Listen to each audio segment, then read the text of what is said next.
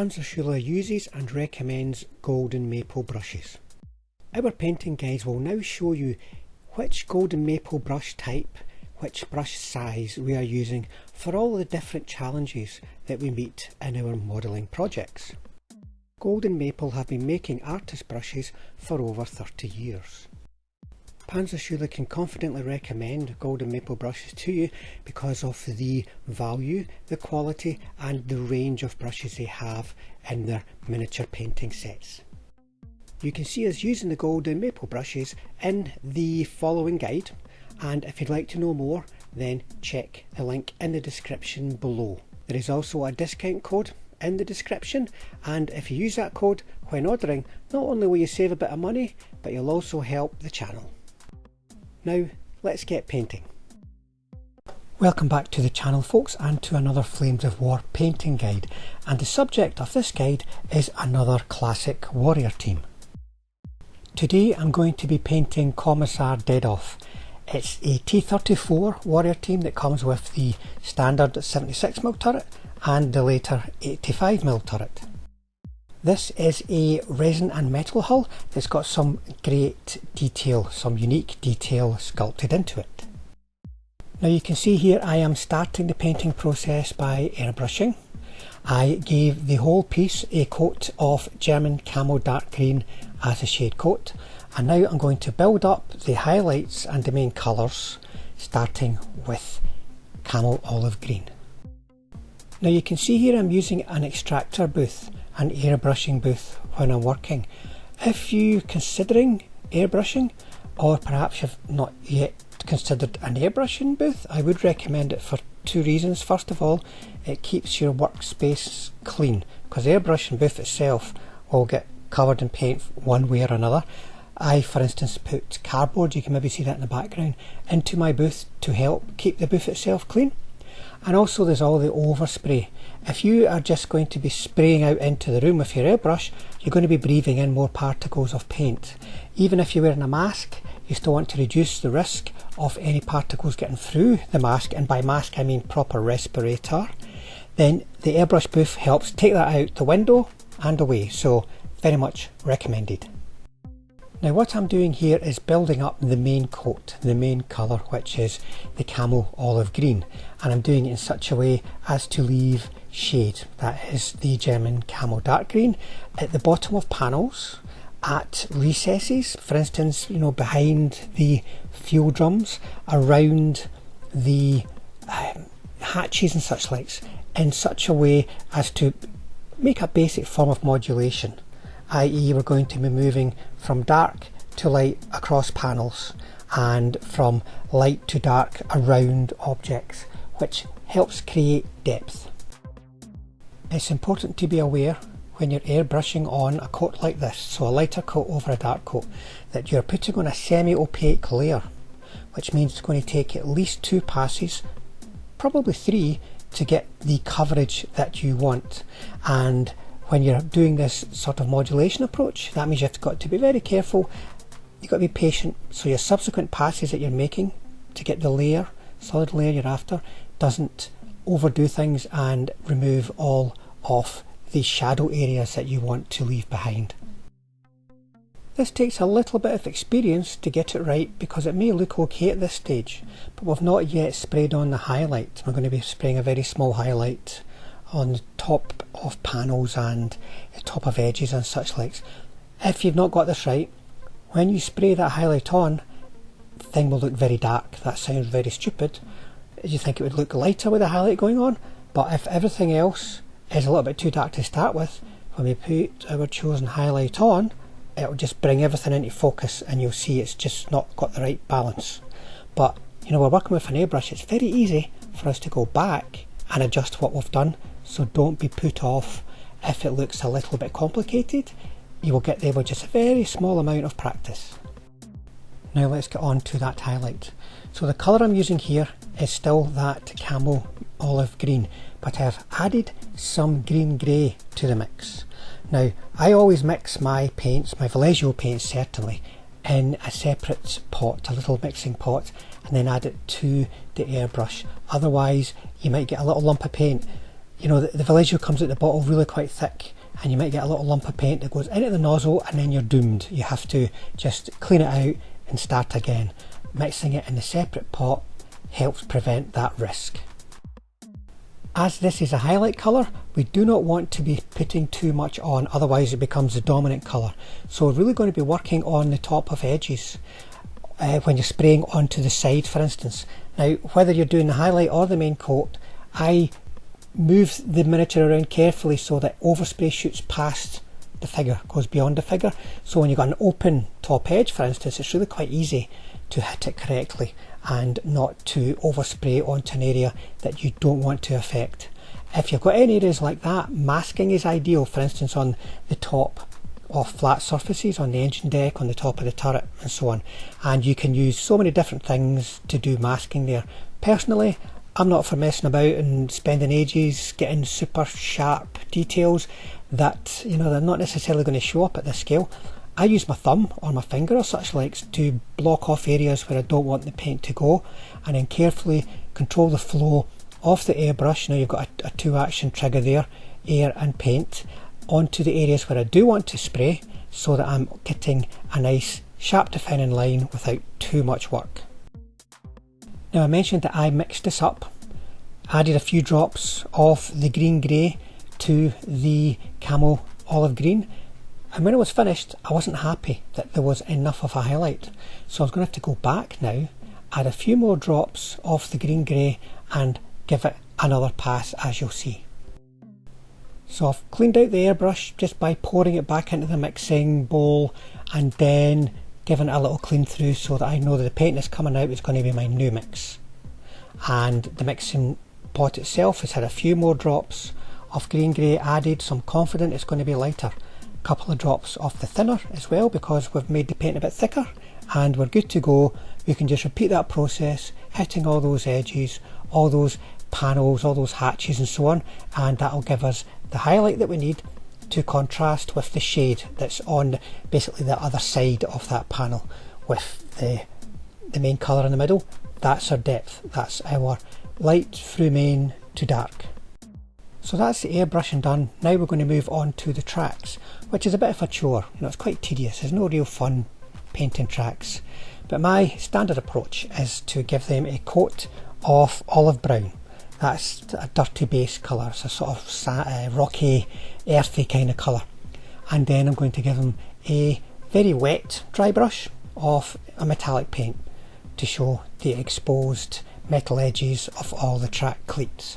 When I've got all of the running gear completed, I'm going to be applying a coat of gloss varnish over the hull and the turret.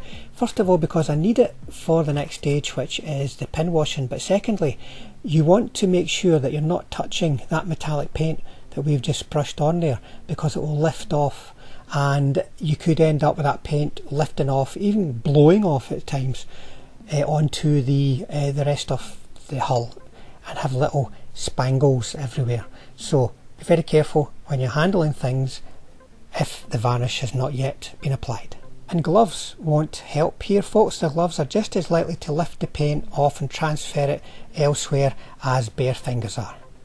Now I'm going to switch to a good quality brush, Golden Maple Round Size 0, and I'm going to start working on the rubber tyres.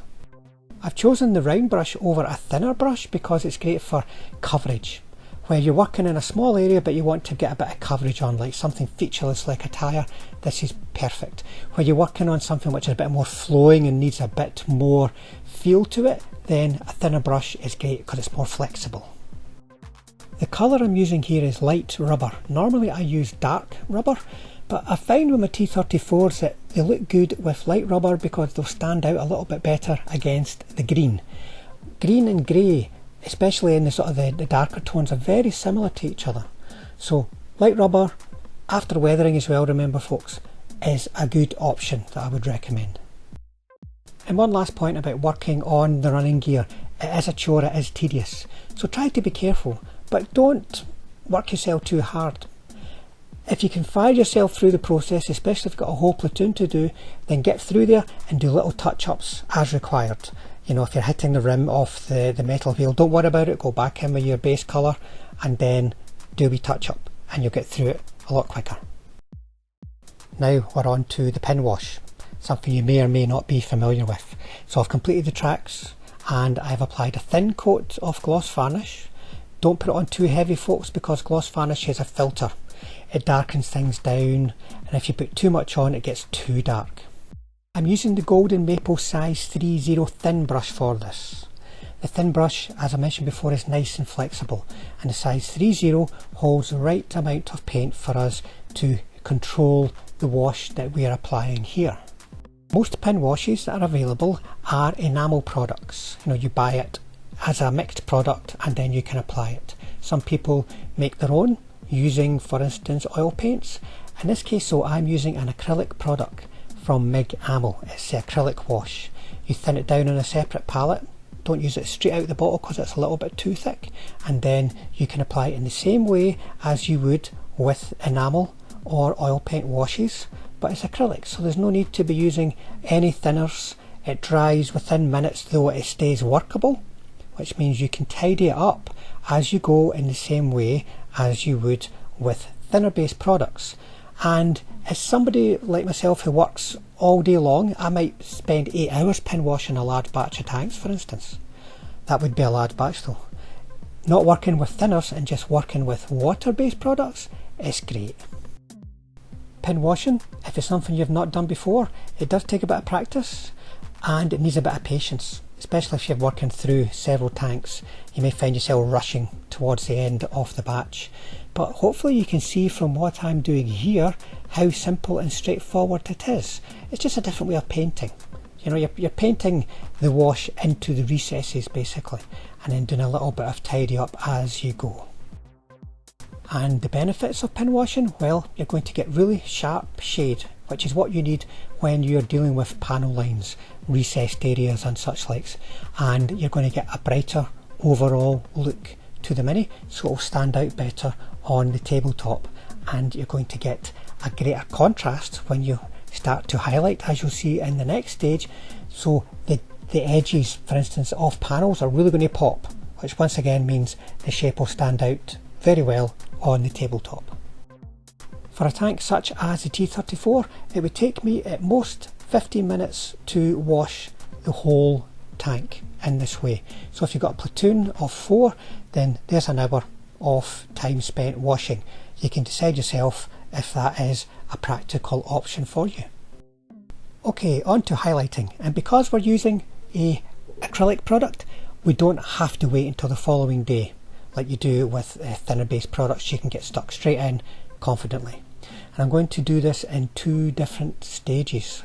I am going to do an open edge highlight with a brush which is kind of past its best but still got a good sort of flat edge on it, and then I'm going to do a more detailed highlight where I've got internal edges, for instance internal hatch areas and such likes, and as well as some chipping with a better quality brush.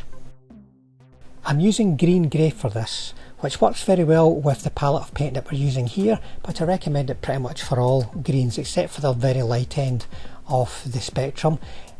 Green grey is a great way of highlighting green without making the edges too bright. It lightens but does not brighten. You can see me here using this rather rough brush to hit all of the easily accessible edges. And as I'm doing this, you'll notice that I'm not doing edge highlighting a la Space Marine. This isn't about getting an edge running perfectly all the way around, framing everything perfectly. It's more of a rough process where I'm bouncing the brush along. We don't need a solid line of highlight to have a highlighted edge. And as I mentioned before, I also do the chipping process as part of the highlighting process. So that broken highlight adds to the chipped look. And I should say I'm using an old brush for this because I find that hitting all these open edges, especially bouncing the brush along and such likes, it tends to wear a good brush out a bit sooner than perhaps you'd want to.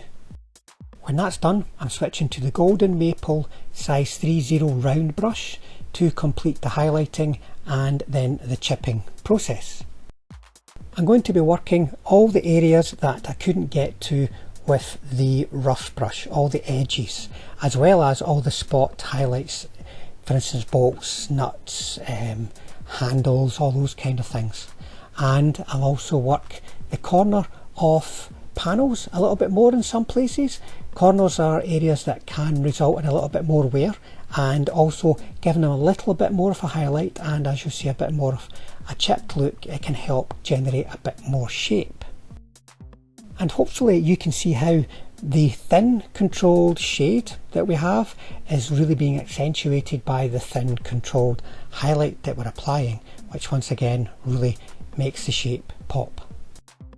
In terms of time taken, it's about the same as to apply the shade, so 15 minutes once again per tank, because the T34, as you can see, has got some quite complicated engine deck detail. Once I've got all my highlighting done, I've got the starting point for the chipping and scratches. So as I said before, I might accentuate some corner areas on panels and hatches, and the rest of the time I'm going to be painting little lines where wear and tear would be seen. Now you shouldn't overdo this. If you get carried away and end up making the thing look like a wreck, you might have fun painting it like that, but you might not appreciate it quite so much when you're finished, so just be careful and patient. Keep your scratch lines nice and thin. Not too thin, because as you'll see we've got a final step that we're going to take with the chipping, but keep them thin because remember we're working on something which is very small scale. And as we work through this guide, let's not forget about the little 76mm turret here. This is probably more interesting to do chipping on than the 85mm turret, just because it's got so many more angles crammed into such a smaller space. So you can see me just working the edges there, chipping and lightening at the same time, so it's just killing two birds with one stone. Now to the 4-0 round brush. This has got a very good point, just as all these golden maple brushes do, and that's going to be very important here, because we're now going to take some German Camo black brown and start to infill into the light chips that we've made. Now some of these chips are going to be on edges, some of them are going to be on panels.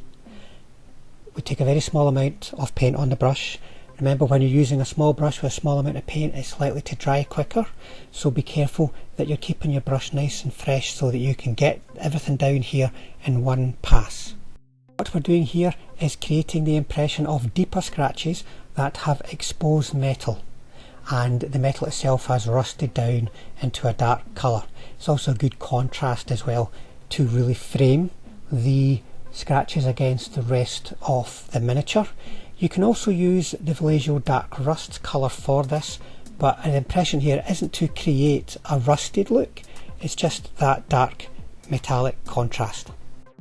So why are we doing this, folks? Well, it's all part of the weathering process, part of the modelling process that we're looking to learn about and enjoy, but there's also real benefits on the tabletop, in as much as if you have a flat featureless panel, it stands out more, it's more focused if it's got some weathering, some chipping, some scratches and so on, and it helps to create more shape to the overall Mini, and that's one of the main reasons why I would recommend trying this approach.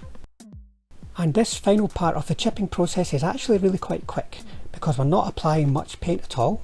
We know exactly where it's going as well, because we know the chips that we're going to be accentuating. It doesn't take very long at all.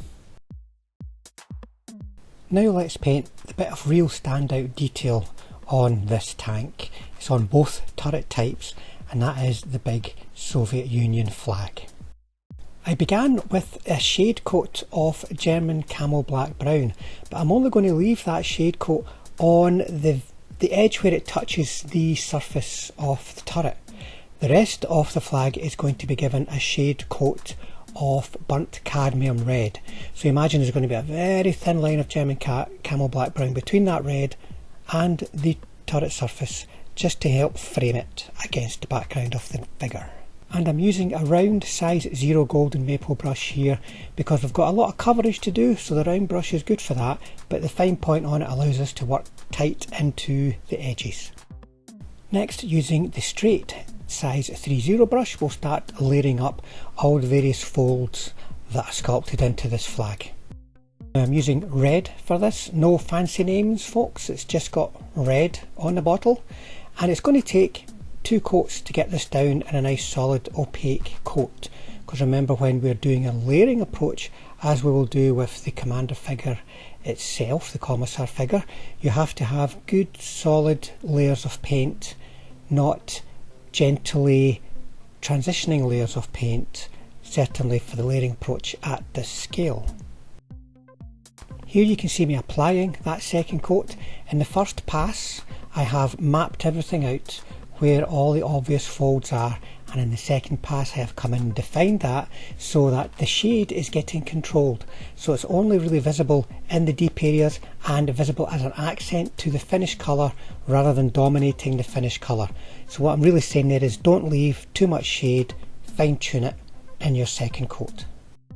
And then a size 30 brush to apply the highlights, and I'm using Scarlet to do this. You can get a much more vibrant look with something such as orange red, but it's a bit too vibrant, a bit too fiery for perhaps a World War II tank, but the choice is yours.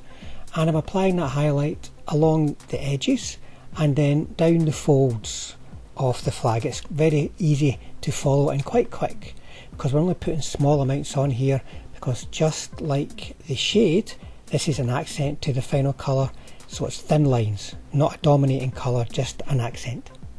Now for the hammer and sickle, I'm going to start with a shade coat of tan yellow. Whenever I'm painting anything yellow, because it's such a tricky colour to use, I use tan yellow as my base colour. It covers very well and doesn't have any of the problems that you associate with the pigment for yellow paint, and allows you to build up your layers over the top of that using your brighter yellow colours without the risk of any base colour bleeding through. And here I'm using old wood to paint the flag pole. Then using the very fine golden maple size 40, I'm going to finish off the hammer and the sickle with some yellow paint. Any kind of yellow will do here folks, as long as it's not like ice yellow or such likes. And when I'm applying this, I'm going to look to leave just a little bit of that tan yellow on the edges as a shade colour and help frame it against the red a bit more. Now on to Dedov himself, and hopefully you can see there that I've applied a shade coat already, and that's German Camo Black Brown. That shade coat, just as with the flag, is going to help frame things, but I'm going to be leaving that shade coat internally within the Dedov commander figure, so that you can see the folds in the arms, where the arms meet the body, where the hands meet the sleeves, and all these areas for framing purposes. And just as before with the flag, when we're leaving shade, it has to be a small amount, just an accent. I'm using old wood from Panzer Aces for this, and in my first pass I'm going to do what I call mapping out, where I'm going to find all of the blocks. That's how we would describe it. It's almost like painting blocks and painting lines along the high points of the folds, along the flat areas of the back and off the chest. As always, this is going to take 2 coats. So the first pass maps out, second pass refines, defines. So we've got a good solid shape when we're ready to apply the highlight, and when that highlight gets put in against that shade colour, it's going to really frame the figure, make it pop. And I'm going to use the golden maple size 40 to apply the highlight. It's a very thin and well pointed brush, which is what we need to get these little highlight lines onto all the little folds there.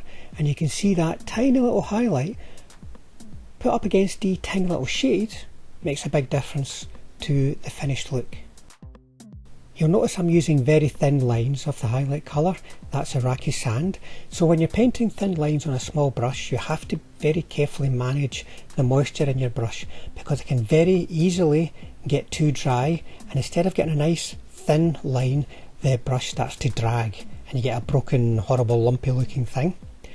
Likewise, if there's too much moisture on the brush, then it's going to spread when it's on the surface, even if it's just a little bit, and you end up with a little bit too wide a line, semi-opaque line. That's not what we're after here. We're after a high contrast finish, thin highlight lines, thin shade lines. Bit of practice will sort you out. And Oddballs Sherman seems to have sneaked into this video, folks, but why not? Let's take a moment to remember Donald Sutherland. He was a great actor, and I'm sure all of us are great fans of the Kelly's Heroes movie. And I put a link in the description below to the full guide for how to paint Oddball Sherman if you've not yet seen it.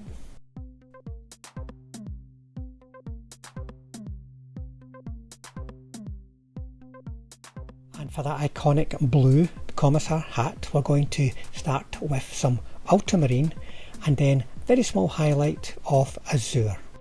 And for the cap badge, I'm going to start by applying just a little dot of black to frame the little dot of off-white or deck tan or something similar.